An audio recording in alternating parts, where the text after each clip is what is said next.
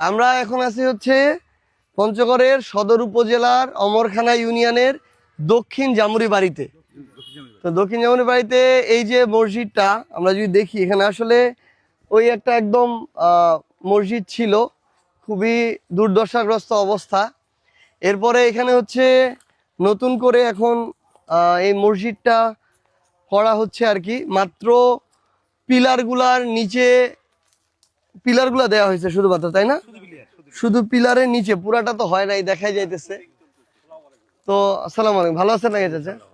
আমরা তো আমার জাতীয় নাগরিক পার্টি এনসিপির পক্ষ থেকে, এদিকে এসো, জাতীয় নাগরিক পার্টি এনসিপির পক্ষ থেকে, শাপলাকলির পক্ষ থেকে সুপারিশ করে এই মসজিদের টানে আমরা 3 লক্ষ টাকা বরাদ্দ লইছি। এটা জানেন তো নাকি?